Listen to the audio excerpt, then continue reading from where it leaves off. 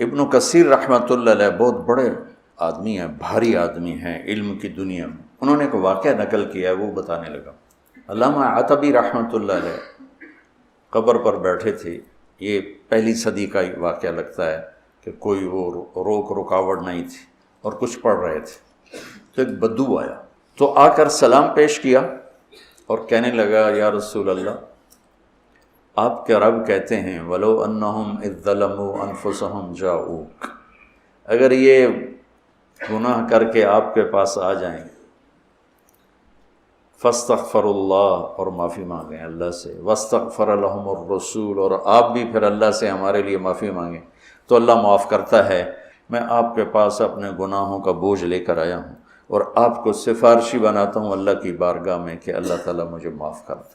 اور پھر وہ روتا ہوا باہر نکل گیا۔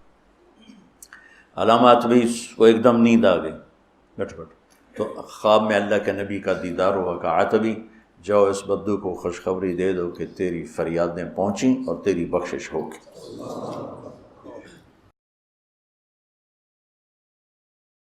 اب آ رہی ہے میرے بھائیوں وہ آیت، آپ دیکھیں کہ یہ پورا کانٹیکسٹ آیت نمبر 60 سے شروع ہوا ہے سورۃ النساء کی، کہ منافقین اپنے فیصلوں کے لیے طاغوت کے پاس جاتے تھے، یعنی یہودیوں کے پاس، اور ان کے سامنے جا کے کہتے تھے کہ ہم اوپر سے تو مسلمان ہوئے ہیں لیکن اندر سے تمہارے ساتھ ہیں، تاکہ کل کو اگر نعوذ باللہ اسلام کی دعوت ناکام ہوئی تو ان کے پاس واپسی کا کوئی پلیٹ فارم موجود ہو۔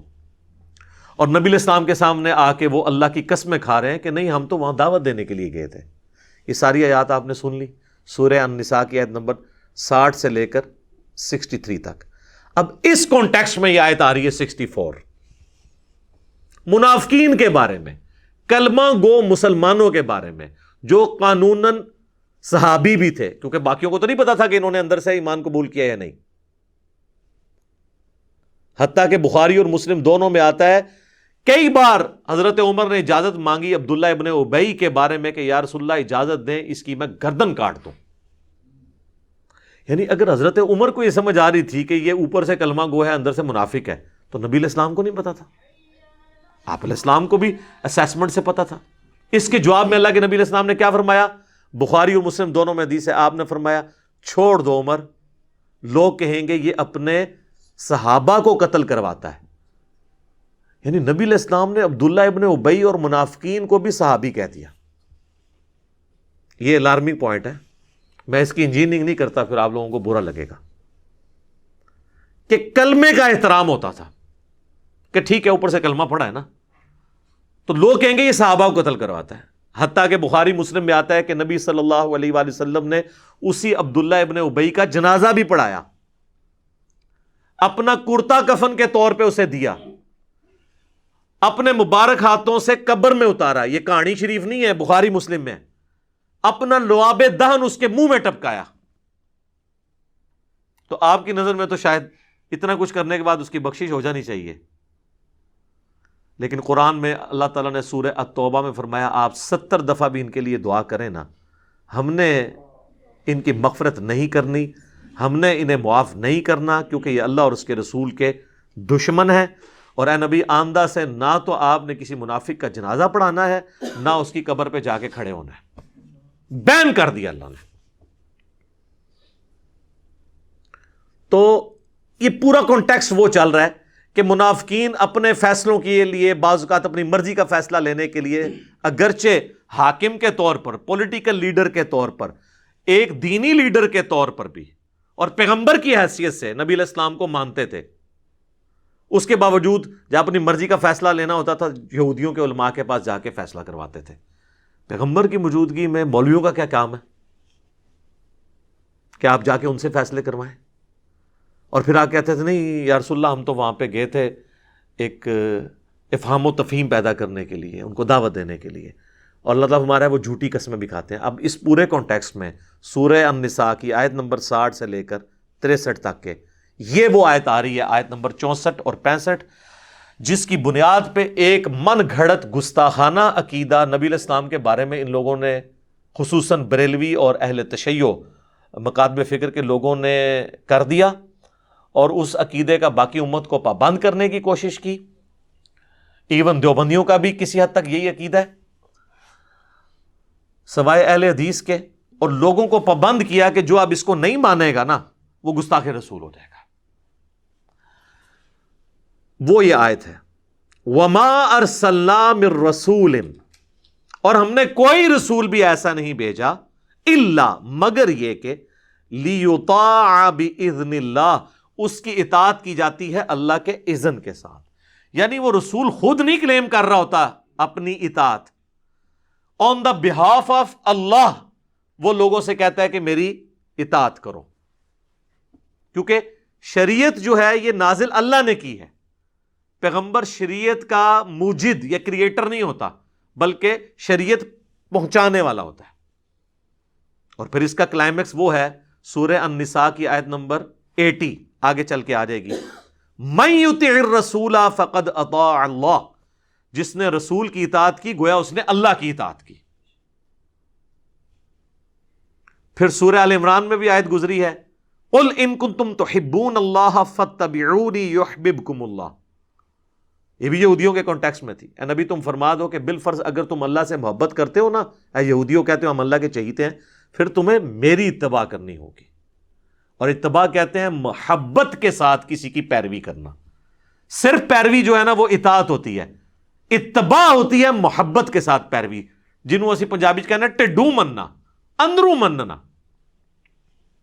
پھر اللہ تعالیٰ تم سے محبت کرے گا، یحببکم اللہ ویغفر لکم ذنوبکم، اور تمہارے گناہوں کو بھی بخش دے گا، جو اندر سے رسول اللہ کے ساتھ محبت رکھتے ہوئے اتباع اور اطاعت اختیار کریں گے۔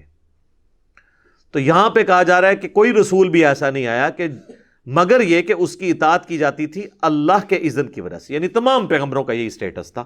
وَلَوْ أَنَّهُمْ إِذْ ظَلَمُوا، اور اے نبی جب انہوں نے یہ ظلم کر ہی لیا تھا، یہ پاسٹ ٹینس کا صیغہ ہے، ماضی کی بات ہو رہی ہے، جس کا کانٹیکس سورہ نساء کی آیت نمبر 60 سے سٹارٹ ہوا ہے کہ یہ طاغوت سے جا کے فیصلے کرواتے تھے منافقین۔ تو اے نبی اگر انہوں نے یہ حرکت کر ہی لی ہے اور انہوں نے یہ ظلم کیا اپنی جانوں پر کہ آپ پولیٹیکل لیڈر کی حیثیت سے، دینی پیشوا کی حیثیت سے، پیغمبر کی حیثیت سے ان میں موجود ہیں اور یہ اوپر سے کلمہ گو بھی ہیں، اس کے باوجود جا کے یہود کے علماء سے فیصلے کرواتے ہیں طاغوت سے، اگر انہوں نے اب ظلم کر ہی لیا تھا اور آ کے جھوٹی قسمیں کھا رہے ہیں کہ ہم تو وہاں گئے تھے افہام و تفہیم کے لیے، چلیں اب یہ جرم انہوں نے کر ہی لیا، انفسہم اپنی جانوں پر، ولو انہم اذ ظلموا انفسہم اپنی جانوں پہ انہوں نے جو ظلم کر لیا، جاؤک اب انہیں چاہیے کہ وہ آپ کے پاس حاضر ہو جائیں۔ کس لیے؟ یہ حقوق العباد کا بھی معاملہ ہے نا، اللہ کے نبی کا بھی تو حق ہے نا، تو پہلے اللہ کے نبی سے آ کے معافی مانگے، ان کے ساتھ غداری کی ہے، کیونکہ تم انصار اللہ ہو نا، اللہ کے دین کے مددگار ہونا اس پیغمبر کے ساتھ مل کے، تو پیغمبر کے ساتھ جو لیڈر بھی ہے تمہارا اس کے ساتھ غداری کی ہے، آؤ ان کے سامنے فاستغفر اللہ، اور آ کے اللہ سے توبہ کرو۔ اور صرف اللہ سے توبہ کافی نہیں ہے، واستغفر لہم الرسول، رسول اللہ بھی تمہارے لیے استغفار کریں، یعنی سفارش کریں، شفاعت کریں کہ اے اللہ ٹھیک ہے انہوں نے مجھ سے بھی معافی مانگ لی ہے، یہ شرمسار ہیں، ان کو معاف کر دیں، نبی کی شفاعت بھی ہو، لَوَجَدُ اللَّهَ تَوَّابًا رَحِيمًا، تو یہ ضرور اللہ کو توبہ قبول کرنے والا اور رحم فرمانے والا پائیں گے۔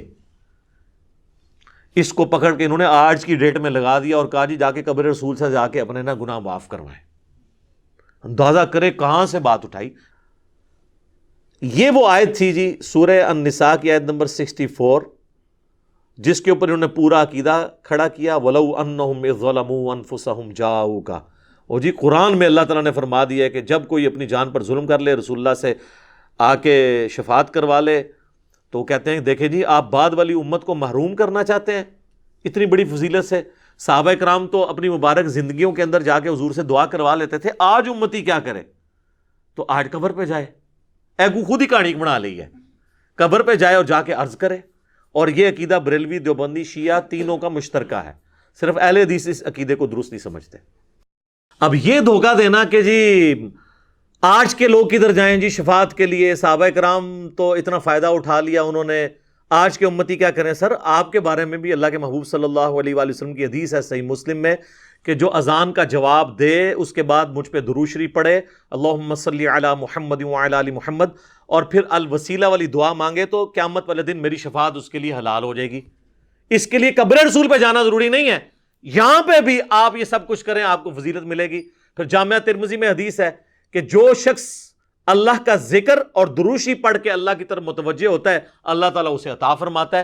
لہٰذا آج کے ڈیٹ میں بھی کسی نے توبہ کروانی ہے تو اللہ کا ذکر کرے، درود شریف پڑھے، اللہ کی طرف متوجہ ہو، کسی جگہ نہ بھی جائے تب بھی اللہ تعالیٰ اس کی دعا قبول کرے گا۔ لہٰذا یہ بھی جو شیطانی وسوسہ تھا اللہ کے فضل سے میں نے اس کو سیٹل کر دیا الحمدللہ۔ اب اس عقیدے کی بنیاد کیا ہے وہ چند ایک باتیں میں ایک ایک کر کے اسے کور کر دیتا ہوں۔ ایک تو آپ کو یہ اس کا کانٹیکسٹ سمجھ آ گیا کہ یہ اس دور کے اعتبار سے تھا۔ وہ کہتے ہیں جی قرآن کی آیات تو جنرل ہیں، آپ ان کو حضور کے زمانے تک کر رہے ہیں۔ یہ وہ لوگ ہیں جب انہیں ہم توحید کی کوئی آیات بتاتے ہیں کہتے ہیں یہ تو بتوں کے بارے میں ہے، تو کافروں کے بارے میں نازل ہوئی ہیں، اور جب یہ آیت آئی تو اس کو آج بھی فٹ کرنے کے لیے تیار ہے۔ تو آپ اس بات کو سمجھ لیں، آدھی بات ان کی درست ہے، ہم بھی کہتے ہیں بتوں کی آیات آپ نہ لگائیں اہل ایمان کے اوپر۔ ہمارے پاس تھوڑی آیات ہیں جو قرآن حکیم میں انبیاء کے بارے میں ہے کہ وہ نہ کسی کے نفع کے مالک ہیں نہ نقصان کے۔ سورۃ الاعراف آیت نمبر 188 بالکل واضح آیت ہے جس کے اندر اللہ کے محبوب صلی اللہ علیہ وآلہ وسلم کے بارے میں آیا قُلْ لَا أَمْلِكُ لِنَفْسِي نَفْعًا وَلَا ضَرًّا، اے نبی تم فرما دو میں تو اپنی جان کے لیے بھی کسی نفع اور نقصان کا مالک نہیں ہوں، إِلَّا مَا شَاءَ اللَّهُ، ہاں مگر جو اللہ میرے لیے فیصلہ کرتے۔ وَلَوْ كُنْتُ أَعْلَمُ الْغَيْبَ، اور اگر میں خود غیب جان لیتا، لَاسْتَكْثَرْتُ مِنَ الْخَيْرِ، تو میں بہت خیر کثیر جمع کر لیتا، وَمَا مَسَّنِيَ السُّوءُ، اور مجھے کبھی کوئی تکلیف نہ پہنچتی۔ جب مجھے پہلے ہی پتہ چل جاتا کہ میرے ساتھ یہ معاملہ ہونے والا ہے میں کوئی اس کا تدارک کر لیتا۔ ان انا الا نذیر و بشیر، میں تو نہیں ہوں مگر ڈر سنانے والا اور خوشخبری سنانے والا، لقوم یؤمنون، ان کے لیے جو بات ماننا چاہیں ایمان لانا چاہیں۔ تو یہ واضح قرآن میں آ گیا ہے تو اس کی بات تو ضرورت ہی نہیں ہے۔ پھر سورۃ المائدہ میں اللہ تعالیٰ نے اولو العزم پیغمبر عیسیٰ ابن مریم اور ان کی والدہ جو اولیاء کی سردار ہیں، ان سے بڑھ کے تو کوئی بزرگ نہیں ہو سکتا نا جو پیغمبر کی ماں ہے، ان کے بارے میں ہے مل مسیح ابن مریم الا رسول، المائدہ 75۔ مسیح ابن مریم تو نہیں تھے مگر ایک رسول، قد خلت من قبلہ رسول، ان سے پہلے بھی کئی رسول گزرے، وامہ صدیقہ، اور ان کی ماں سچی عورت تھی، کانا یاکلان الطعام، دونوں کھانا کھانے کے محتاج تھے، کھانے کے محتاج تھے۔ انظر کیف نبین لہم الآیات، اے نبی دیکھو ہم اپنی آیتیں کس طرح کھول کھول کے بیان کرتے ہیں، لگی لپٹی بات نہیں، کھول کے۔ ثم انظر انا یؤفکون، اور ان کی طرف بھی دیکھو پھر بھی الٹے پھیرے جا رہے ہیں۔ اس کا مطلب ہے کہ جس نے بات نہیں سمجھنی اس کو کھلی بھی بات بھی سمجھ نہیں آئے گی۔ قل اتعبدون من دون اللہ، اے نبی تم فرماؤ کہ اللہ کو چھوڑ کے عیسیٰ اور ان کی ماں کی پوجا تم کر رہے ہو۔ یہاں من دون اللہ اللہ نے پیغمبر کو کہہ دیا، اے بتاں والی آیت نہیں ہے تو ہم نے کہانی کرائی گئی ہے بتوں والی آیتیں، پیغمبراں والی آیتاں نے، ولیاں والی آیتاں نے، من دون اللہ بھی آ گیا۔ کہتے ہیں نہیں ہم تو عبادت نہیں کرتے ہیں ولیوں کی یا پیغمبروں کی۔ سر اگلی بات بھی سنیں، ما لا یملک لکم ضرا ولا نفعا، وہ عیسیٰ اور ان کی ماں جو نہ تمہارے نقصان کے مالک ہیں نہ نفع کے۔ تو مسئلہ یہ نہیں ہے کہ آپ عبادت کرتے ہیں نہیں بابوں کی، اللہ کہہ رہا ہے بابا کیا، حضرت عیسیٰ اور ان کی ماں بھی کسی کے نفع اور نقصان کے مالک نہیں ہے، تو بابے کدھر؟ کہتے ہیں ایڑا جملہ اگے بولتا ہے نا، اینی تو بھائی دنیا چینج لے کے آندی ہے، اسی نے تو دنیا، ورنہ تو دنیا توحید اتنے عرصے تو بیال ہو رہی سی، ہوں کے فرق پہ گیا، یہ فرق پہ ہے۔ واللہ هو السمیع العلیم، اور اللہ ہے سننے والا اور علم والا۔ یہاں من دون اللہ بھی آ گیا اور مشکل کشائی کی نفی بھی ہو گئی، تو یہ بالکل واضح ہے۔ تو یہ کہتے ہیں جی بتوں والی آیتیں وہ لگاتے ہیں اولیاء اللہ کے، وہ تو آیتیں اللہ تعالیٰ سے موجود ہیں، اور یہ پھر ہمیں کہتے ہیں جی آپ ان آیات کو نا جی وہ افاقی سمجھیں۔ ہم افاقی ضرور سمجھیں گے اگر وہ آیت اسی طریقے سے ہو۔ آپ بھی ان آیات کو افاقی نہیں مانتے، نہ مان سکتے ہیں۔ وَلَوْ أَنَّهُمْ إِذْ ظَلَمُوا أَنفُسَهُمْ جَاءُوكَ، سورہ النساء نمبر 64 اور 65 کو افاقی مان کے بتائیں کس طرح مانیں گے؟ آپ اس کے اوپر عمل ہی نہیں کر سکتے۔ اس اعتبار سے جو آپ سمجھتے ہیں، یہ دو چیزیں آپ سمجھ لیں، یہ بنیادی چیزیں۔ ایک ہوتی ہے سیاق و سباق، جسے ہم کہتے ہیں کانٹیکسٹ، کہ اس آیت کے اندر جو حکم بیان ہوا ہے یہ کس پس منظر میں ہے، اس کا کانٹیکسٹ کیا ہے، وہ قرآن کے اندر ہی موجود ہوتا ہے. قرآن اپنے کانٹیکسٹ میں کسی حدیث کا محتاج نہیں ہے. دوسری چیز ہوتی ہے شان نزول. شان نزول یہ ہوتا ہے کہ یہ کن حالات میں آیت نازل ہوئی، اس سے کوئی فرق نہیں پڑتا، اس کا حکم اینڈ پہ وہی رہتا ہے. اس کو میں مثال سے سمجھاتا ہوں. ٹریفک سگنل میں گرین کے اوپر چلنا ہے اور ریڈ پہ رکنا ہے، اس کا بھی تو کوئی شان نزول ہوگا نا. کسی کے دماغ میں یہ بات آئی ہوگی کہ گرینری جو ہے وہ پتے گرین ہوتے ہیں، یہ پازیٹیو علامت ہے، لہٰذا ہم اس کے اوپر ٹریفک چلا دیتے ہیں، اور بلڈ کا کلر ریڈ ہوتا ہے، اس ریڈ پہ ہم رک جاتے ہیں. اگر اس کی آپ تحقیق کر کے شان نزول ڈھونڈ بھی لیں تو اینڈ ریزلٹ تو وہی رہنا ہے کہ گرین پہ چلنا ہے اور ریڈ پہ رکنا ہے. یہ سمجھتے ہیں کہ شان نزول سے شاید اس کے الٹ رزلٹ نکل آئے گا. مثلا ایاک نعبد و ایاک نستعین کے شان نزول سے یا شیخ عبد القادر جیلانی مدد ثابت ہو جائے. نہیں ہونا پائی، کیونکہ سورہ النساء کی آیت نمبر 82 ہے. اگر قرآن اللہ کے سوا کسی اور ہستی کی طرف سے نازل ہوا ہوتا تم اس میں اختلاف کثیر پاتے کہ پہلے صفحے پہ اور لکھا ہوا ہے اور 300 صفحے پہ جا کے اور لکھا ہوا ہے. اگر پہلے صفحے پہ لکھا ہے نا ایاک نعبد و ایاک نستعین، اب پورے قرآن میں اس کے خلاف کوئی آیت نہیں آئے گی. اس کی تشریح میں آ سکتی ہے، جس نے سورہ المائدہ میں آیا وَتَعَاوَنُوا عَلَى الْبِرِّ وَالتَّقْوَى وَلَا تَعَاوَنُوا عَلَى الْإِثْمِ وَالْعُدْوَانِ. نیکی پرہیزگاری کے کاموں میں ایک دوسرے کی مدد کرو، برائی میں نہ کرو. ظاہری اسباب آپ اختیار کر سکتے ہیں، اس میں تو حکم ہے. وہ مفتی اکمل صاحب نے کتاب لکھی، اس میں لکھتے ہیں کہ کیا امی سے روٹی مانگنا بھی شرک ہے؟ یہ بھی اللہ سے مانگنی چاہیے. دیکھو بھئی قرآن کہہ رہا ہے مانگو امی سے روٹی، وَتَعَاوَنُوا عَلَى الْبِرِّ وَالتَّقْوَى، لیکن اماں مر جائے پھر تری روٹی انہیں تو دینی، یا قبر ہی ٹر جائے، یہ سامنے موجود نہ ہوئے. یہ غائب میں پکارنا اللہ کے ساتھ خاص ہے، اور یہ اس لیول کا خاص ہے کہ اللہ تعالیٰ نے سورہ النمل میں یہ عقیدہ امت کو دیا ہے کہ جو اللہ کے سوا کسی ہستی کے بارے میں عقیدہ رکھتا ہے خدا اس کو بنائے بیٹھا ہے. پھر وہ ہاں جی امن یجیب المضطر اذا دعا، بھلا بتاؤ تو کون ہے جو تکلیف میں گھرے ہوئے شخص کی فریاد کو سنتا ہے. وَيَكْشِفُ السُّوءَ، اور اس سے اس کی برائی دور کر دیتا ہے. وَيَجْعَلُكُمْ خُلَفَاءَ الْأَرْضِ، اور تمہیں اگلوں کا خلیفہ کرتا ہے زمین پہ، تمہارے ماں باپ کے مرنے کے بعد تمہیں، تمہارے مرنے کے بعد تمہاری اولاد کو. اِلَٰهٌ مَّعَ اللَّهِ، کیا اللہ کے ساتھ کوئی اور الہ بھی ہے جو یہ کام کر سکے؟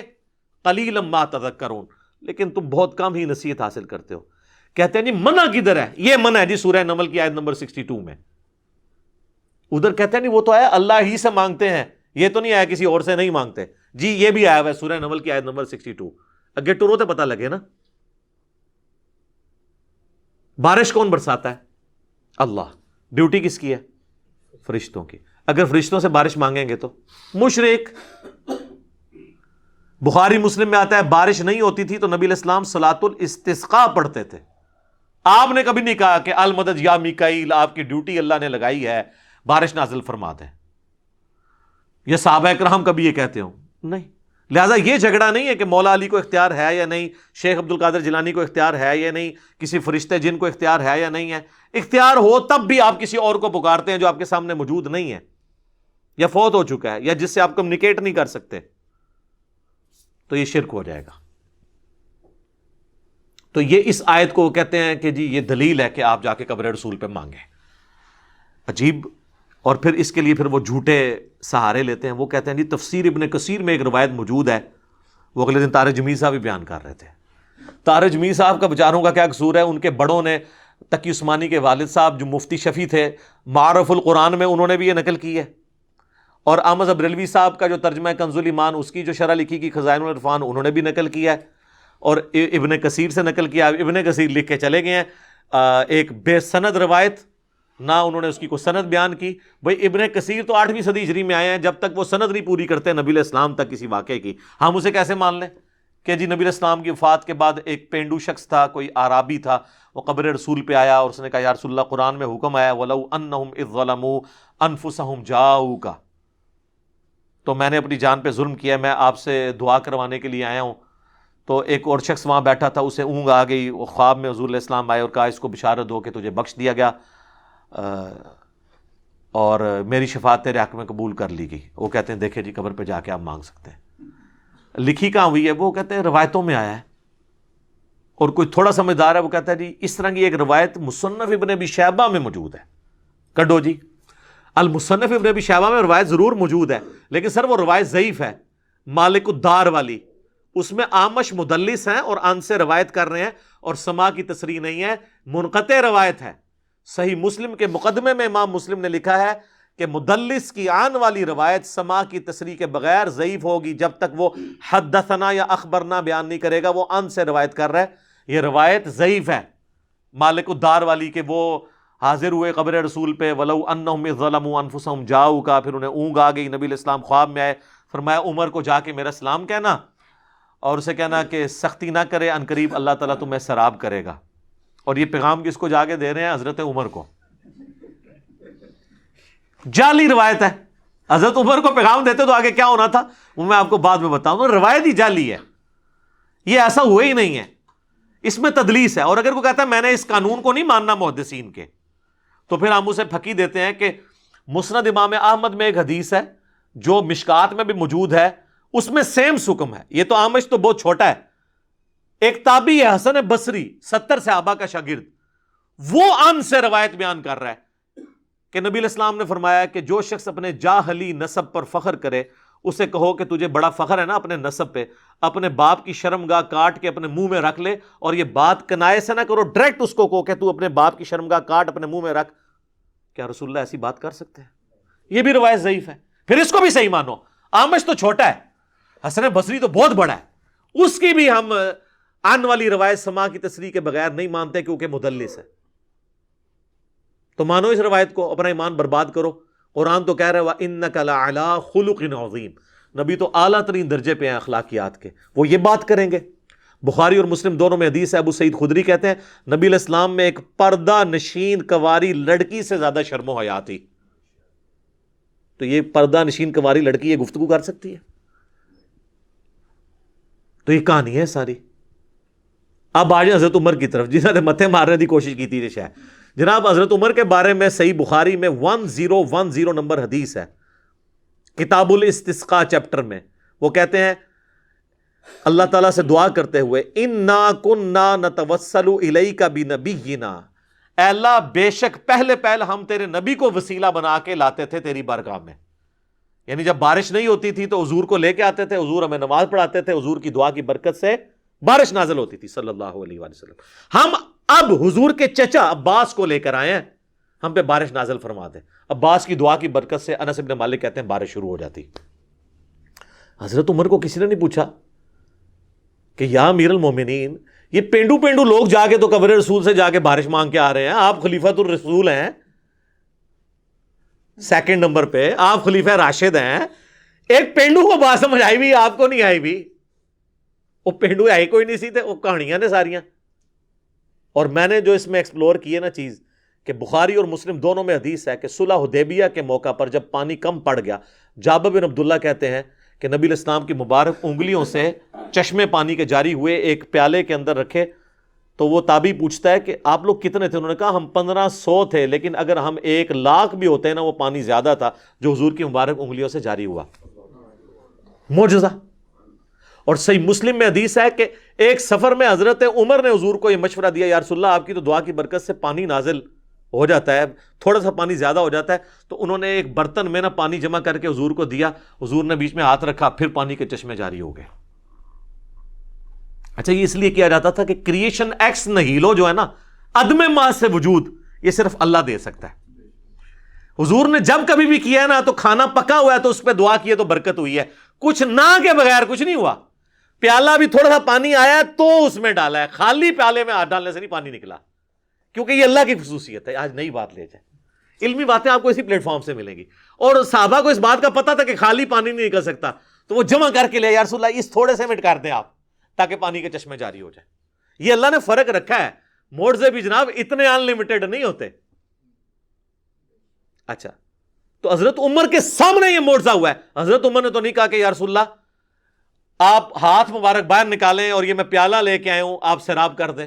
بخاری میں وہ کہتے ہیں انا کننا نتوسل الیک بنبینا. لیکن یہاں پہ بریلوی اور دیوبندی آپ کو کیا کہانی کروا رہے ہیں؟ وہ کہتے ہیں کہ جی وہ فضائل حج میں شیخ زکریا کاندلوی نے لکھا ہے، اور فضائل سنت میں الیاس قادری صاحب نے، دونوں بھاری فرقے بریلوی اور دیوبندی، لکھتے ہیں کہ جی 555 ہجری میں نبی الاسلام کی وفات کے 550 سال بعد شیخ احمد رفاعی جب قبر رسول پہ حاضر ہوئے اور آ کے وہاں نعتیہ اشعار پڑھے اور کہا یا رسول اللہ میں اتنی دور مصر سے آیا ہوں، آپ اپنا مبارک ہاتھ قبر سے نکالیں، میں زیارت کرنا چاہتا ہوں، بوسہ دینا چاہتا ہوں۔ 90,000 لوگوں کی موجودگی میں کہتے ہیں قبر رسول سے ہاتھ باہر نکلا، انہوں نے ان کو بوسہ دیا، اور کہتے ہیں ان 90,000 لوگوں میں شیخ عبد القادر جیلانی کا نام بھی ذکر کیا جاتا ہے۔ پہلے تو مجھے یہ بتائیں عبد القادر جیلانی نے ہاتھ کیوں نہیں چوما؟ اتنی گستاخی کہ اللہ کے نبی کا ہاتھ نکلے قبر سے، میرے سامنے نکل رہا ہو تو میں تو بدبخت ہوں کہ میں یہ منظر دیکھ رہا ہوں، اور وہ شیخ احمد رفاعی عبد القادر جیلانی کا مرید ہے، مرید کے لیے ہاتھ نکل رہا ہے اور پیر محروم ہے۔ کڈی وڈی کہانی ہے۔ انہاں تے عبد القادر جیلانی دا نا تاں پایا سی کہ بریلوی ڈر کے نا چونکہ 11ویں دن نے مان لین گے اس واقعے نو، اور دوسرا جھوٹ ہے کہ 555 ہجری 90,000 دا مجمع مسجد نبوی چ آندا ہی نہیں سی۔ 90,000 کا مجمع تو آج سے 100 سال پہلے بھی نہیں آتا تھا، اور آپ لوگ 1000 سال پہلے بتا رہے ہو، مسجد ہی چھوٹی سی تھی۔ کہانی ہے، بالکل کہانی، اور اس طرح کی کہانی انہوں نے پھر مشہور کر دی، اور حضرت عمر کا میں نے آپ کو عقیدہ بتا دیا۔ اور یہ کہانی پھر یہاں ختم نہیں ہوئی سر، المحند علی المفند میں انہوں نے نبی الاسلام کے بارے میں لکھا کہ ہم حضور کو اپنی قبر کے اندر دنیاوی زندگی کے ساتھ مانتے ہیں، دنیاوی زندگی، حالانکہ وہ آخرت کی ہے۔ اللہ تو شہید کے بارے میں کہہ رہا ہے وَلَٰكِن لَا تَشْعُرُونَ، شہید زندہ ہے لیکن تمہیں اس کا شعور نہیں ہے۔ یہ کہتے ہیں نبی الاسلام کی دنیاوی ہے۔ سر دنیاوی ہے تو پھر سانس، ٹوائلٹ، کھانا پینا کدھر گیا؟ اور اعلیٰ حضرت تو ایک سٹیپ آگے گئے ہیں نا جی ملفوظات میں، انہوں نے کہا کہ یہ اتنی حقیقی حصی دنیاوی ہے کہ قبروں میں انبیاء پہ بیویاں ان کی ازواج مطہرات پیش کی جاتی ہیں، وہ ان کے ساتھ شباشی بھی فرماتے ہیں۔ یہ کہتے ہیں اس میں کون سی گستاخی ہے، اپنی بیوی کے ساتھ ہی صحبت کر رہے ہیں۔ گستاخی یہ ہے کہ آپ نے رسول اللہ پہ جھوٹ باندھا ہے۔ بخاری مسلم دونوں میں حدیث ہے، اور مولا علی سے یہ حدیث، مسلم کی پہلی حدیث یہ ہے جس نے میری طرف کوئی جھوٹی بات منسوب کی وہ اپنا مقام جہنم میں دیکھ لے۔ یہ کس جگہ لکھا ہوا ہے کہ رسول اللہ صلی اللہ علیہ وسلم کی قبر مبارک میں یہ سب کچھ ہو رہا ہے؟ مسند احمد میں حدیث ہے، مشکات کے اندر بھی اما عائشہ کہتی ہیں جب سے عمر یہاں دفن ہوئے ہیں میں تو پردے کے بغیر قبر کے پاس نہیں جاتی ہوں۔ اس سیدہ عائشہ کے سامنے کوئی یہ کہنا کہ اس قبر کے اندر بیویاں پیش ہو رہی ہیں تو آگے آپ دیکھ لیں، اور ہاتھ نکلوا رہے ہیں۔ یہ ہاتھ سیدہ فاطمہ کے لیے کبھی نہیں نکلا، یہ ہاتھ حضرت عائشہ کے لیے کبھی نہیں نکلا، یہ جنگ جمل صفین نہروان کو رکمان اس کو مینج کرنے کے لیے کبھی نہیں نکلا۔ وہ زیادہ حقدار تھے، اور سب سے بڑھ کر یہ کہتے ہیں کہ قبر رسول پہ جا کے مانگنا اور فیصلہ کرانا، یہ قرآن میں ہے وَلَوْ أَنَّهُمْ إِذْ ظَلَمُوا أَنفُسَهُمْ جَاءُوكَ، ان سے کہیں کہ قبر رسول پہ اگر یہ فیصلہ کروانا تھا، سب سے ضروری فیصلہ تو صحابہ نے کروایا نہیں ہے، جس کی وجہ سے امت آج تک دو ٹکڑے ہے۔ ثقیفہ بنی ساعدہ، حضرت علی نے بخاری مسلم میں آتا ہے 6 مہینے تک ابو بکر کی بیعت نہیں کی ہے، تو کسی کے دماغ میں وسوسہ بھی نہیں آیا کہ چلیں ہم جا کے قبر رسول سے فیصلہ کروا لیتے ہیں۔ ابھی میت مبارک بھی 2 دن تک باہر تھی، باہر سے ہی فیصلہ کروا لیتے ہیں۔ فدق کا ایشو آیا، بخاری مسلم میں آتا ہے سیدہ فاطمہ کا، کہیں حضرت ابو بکر نے ان کو مشورہ نہیں دیا، آ کے قبر رسول سے جا کے فیصلہ کرواتے ہیں، بعد میں احمد رفاعی نے تو کروانا ہی ہے۔ ٹھیک ہے، کروانا چاہیے تھا نا۔ یہ کہتے ہیں کہ آج کی ڈیٹ میں بھی آپ نے حاکم ماننا ہے، تو آج کی ڈیٹ میں اگر حاکم ماننا ہے تو چیف جسٹس مدینے کا حضرت عمر نے حضرت علی کو کیوں لگایا؟ مدینہ شریف کے فیصلے تو قبر رسول پہ ہونے چاہیے تھے نا۔ ہائے ہائے ہائے کیسی پکی ہے۔ چلو رومن اور پرشین امپائر تے ٹھیک ہے، اور رومن امپائر دے ہوتے ابن مسعود نو لا چھڑیا ابو درداء کو، اور پرشین امپائر پہ ابن مسعود کو۔ مدینہ میں چیف جسٹس کیوں لگایا حضرت علی کو؟ قبر رسول سے فیصلے ہوتے نا۔ یہی کہہ کے جی یہ آپ کو فیصلوں میں حاکم نہ مان لیں تو یہ خود بھی نہیں مانیں گے، وہ کہیں گے نہیں کمیونیکیشن نہیں آج ہو سکتی۔ تو اگر آپ خود بھی نہیں اس کمیونیکیشن کو ماننے کے لیے تیار، اور الٹا جو بندہ آپ کو سمجھاتا ہے کہتے ہیں گستاخی کر رہا ہے، گستاخی تو آپ کر رہے ہیں، رسول اللہ کے اوپر جھوٹ باندھ رہے ہیں۔ اور صحابہ کرام تو حضور کی زندگی میں یہ عقیدہ نہیں رکھتے تھے۔ بخاری اور مسلم دونوں میں حدیث ہے 70 صحابہ کو دھوکے سے شہید کر دیا گیا، جن میں عاصم بن ثابت انصاری تھے۔ جب وہ مرنے لگے، شہید ہونے لگے، تو انہوں نے کہا اے اللہ ہمارے نبی کو ہمارے حال کی خبر کر دینا، ہم تجھ سے راضی ہیں اور تو ہم سے راضی، اس حال میں ہم موت کے منہ میں جا رہے ہیں، ہمارے نبی کو ہمارے حال کی خبر کر دینا۔ اور بخاری کے الفاظ ہیں جبرائیل علیہ السلام نے آ کے حضور کو بتایا کہ آپ کے ساتھیوں کو یوں قتل کر دیا گیا ہے، اور انہوں نے مرتے مرتے یہ آپ تک پیغام پہنچایا ہے۔ انہوں نے حضرت جبرائیل کو بھی نہیں کہا، اللہ کو کہا، اور اللہ نے جبرائیل کو بھیجا۔ جب حضور دنیا میں موجود تھے تو صحابہ یہ نہیں کہتے تھے وَلَوْ أَنَّهُمْ ظَلَمُوا أَنفُسَهُمْ جَاءُوكَ تو یا رسول اللہ انظر حالنا، نہیں، جب سامنے ہوں گے پھر آپ کریں گے۔ کہتے ہیں جی بخاری میں حدیث ہے ایک صحابی کی پنڈلی ٹوٹ گئی، حضور کے پاس آیا تو آپ نے ہاتھ پھیرا۔ اور یار معجزات کو آپ بعد کی زندگی کے ساتھ کیسے کر رہے ہو؟ اور اگر آپ یہ مانتے ہو تو ٹھیک ہے، اپنی پنڈلی پھر تیار ہو توڑوانے کے لیے۔ جناب کروڑوں لوگوں کا اگر عقیدہ ٹھیک کرنے کے لیے کسی عاشق رسول کو اپنی پنڈلی توڑوا کے قبر رسول پہ جا کے ٹھیک کروانی پڑتی ہے تو آ جاؤ۔ یہ جب بات کریں گے نا تو کہیں گے جی پھر آپ کعبے چلے جاؤ، اللہ سے کروا لو۔ بھئی اللہ کو تو دعویٰ ہی کہیں نہیں ہے، اللہ نے تو دنیا اسباب کے ساتھ جوڑی ہے۔ کعبے بھی کرین ڈگی سی نا، اس کعبے تو بہت بڑا کام ہوا ہے۔ یزید پلید نے خانہ کعبہ شریف دی حرمت پر مال کی ہے، صحیح مسلم میں موجود ہے۔ دنیا کو اللہ نے بقدر ایفرٹ چھوڑا ہوا ہے۔ اللہ کا کہیں آپ کا یہ دعویٰ ہے کہ بزرگوں کی ڈیوٹی ہے، فلانے کی ڈیوٹی ہے، تو قبر رسول صلی اللہ علیہ وآلہ وسلم پہ جا کے اپنی پھر پنڈلی کی ہڈی کو ٹھیک کروا کے بتائے۔ اگر یہ ہڈی توڑوا کے ٹھیک کروانے سے کوئی معاملہ عقیدے کا کسی کا درست ہوتا ہے تو یہ تو کہتے ہیں ہم حضور کے لیے جان دینے کے لیے تیار ہیں، ایک پنڈلی کی قربانی کرے نا کوئی عالم دین، کوئی عاشق رسول، سب سے بڑا عاشق رسول ڈھونڈے۔ ہڈی ہم نہیں توڑتے، ہمیں تو رحم آئے گا کسی مشین پہ توڑوائیں گے، اور اس کے بعد لائیو بلائیں گے کیمرہ مینوں کو، تمام میڈیا کے لوگوں کو اور انٹرنیشنل میڈیا کو، اور ہم لوگوں کہیں گے ہاں جی آپ کریں۔ یہ بالکل جعلی باتیں۔ اب اس میں کئی ایک باتیں اور کر سکتا ہوں، وہ تو باتیں نہ ختم ہونے والی ہیں۔ میں نے کوشش کی ہے کہ اس طرح کی چیزوں کو کور کروں۔ اس طرح وہ کہتے ہیں جی صحیح مسلم میں حدیث ہے ایک صحابی حضور کو وضو کرواتے تھے، آپ نے کہا مانگ کیا مانگتا ہے؟ سل ربیہ۔ تو حضور سامنے موجود تھے، تو آج بھی ہمارا کوئی مسئلہ ہم حضور کے سامنے لے کے جائیں گے۔ انہوں نے کہا یا رسول اللہ جنت میں آپ کا پڑوس مانگتا ہوں۔ آپ نے فرمایا پھر کثرت سجود سے میری مدد کر، یعنی خود تو سیدھے راستے پہ چل، زیادہ نفلی عبادت کر، میری دعا تیرے لیے کارگر ہو جائے گی۔ آج یہ ہمیں شعر سناتے ہیں جی آج لے ان کی پناہ، آج مدد مانگ ان سے، پھر نہ مانیں گے قیامت میں گر مان گیا۔